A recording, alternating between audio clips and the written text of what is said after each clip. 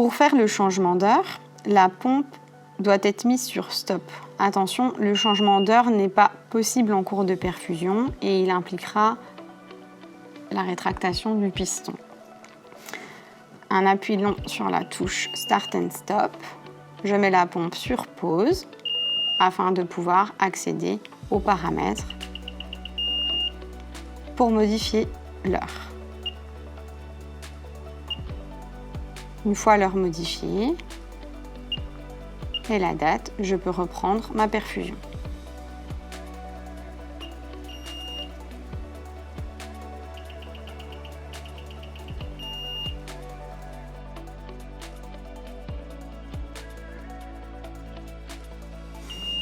La pompe a deux modes de programmation, auto ou free. Pour modifier le mode de programmation, je vais devoir mettre la pompe sur stop.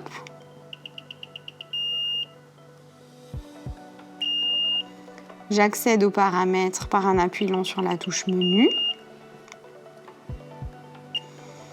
Cette modification se fait dans le menu réservé. L'accès au menu réservé nécessite un code. Seules les personnes autorisées peuvent modifier ce paramètre. Pour y accéder, merci de vous rapprocher de votre prestataire de santé.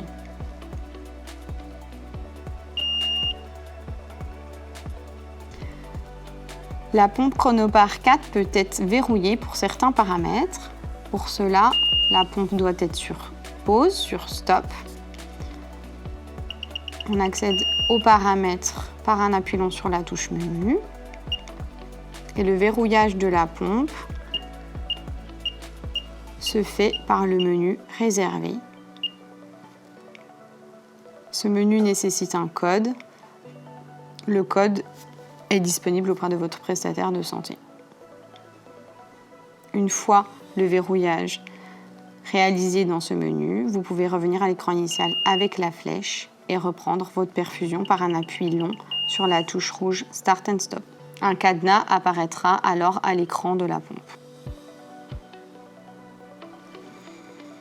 Pour changer la pile de la pompe, je mets la pompe sur stop car le changement de pile va induire une rétractation du piston. Pour changer la pile, j'utilise la clé qui est prévue à cet effet. Je l'insère dans l'encoche pour ouvrir le réservoir. Je peux retirer la pile et insérer la nouvelle pile.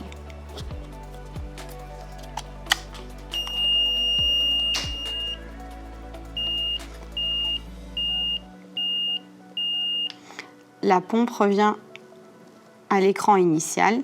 Cela n'implique pas de modification des paramètres, ils sont conservés dans la pompe. Afin de fixer le chronobel, il faut initialement fixer un chrono-adaptateur. Nous pouvons l'enlever en cas de nécessité pour nettoyer la pompe ou pour fixer des seringues. On utilise alors une petite clé afin de dévisser les deux vis qui fixent le chrono-adaptateur à la pompe.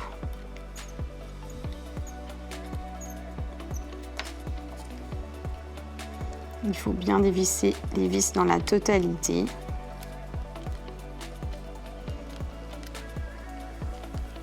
Pour retirer le chrono-adaptateur.